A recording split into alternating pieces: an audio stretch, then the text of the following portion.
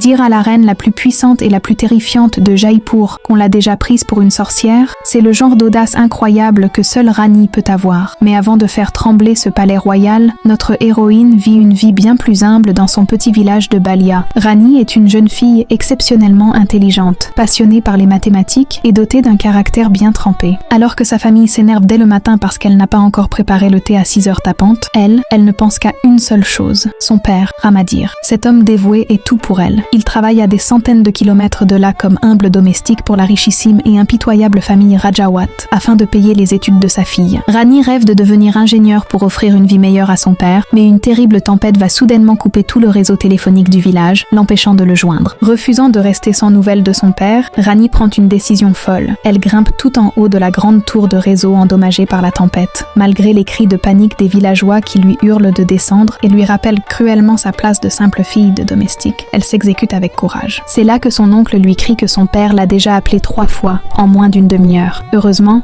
elle redescend saine et sauve avec du réseau.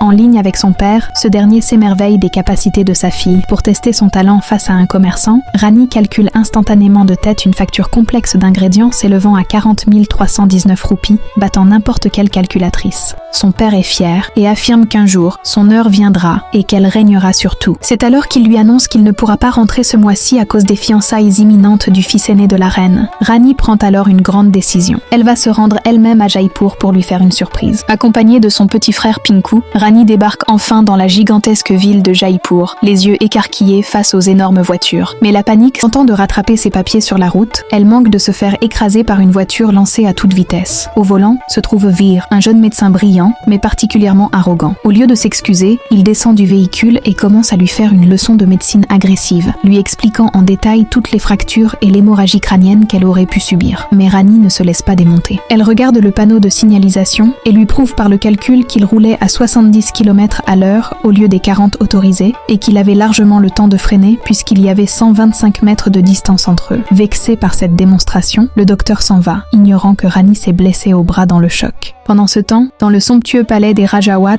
l'ambiance est glaciale. C'est ici que travaille Ramadir, le père de Rani, depuis maintenant 20 ans. La maîtresse des lieux, la reine Rajeshwari, est une femme d'une arrogance sans limite qui exige une perfection absolue de ses domestiques. Alors qu'elle inspecte les préparatifs pour la grande cérémonie de fiançailles de son fils, elle commet un acte d'une cruauté rare.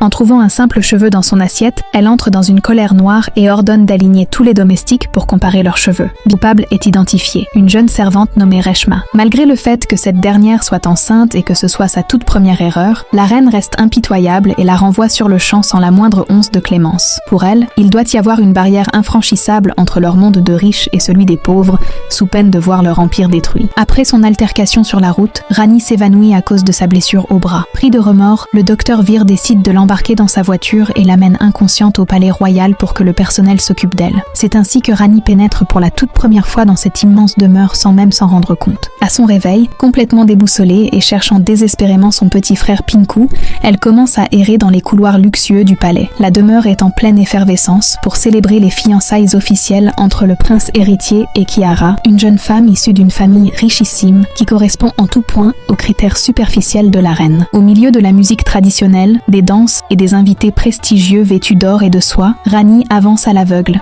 Elle va commettre l'irréparable en se dirigeant droit vers la scène principale où se tiennent les hauts dignitaires. Perdue au milieu de toute cette opulence, Rani se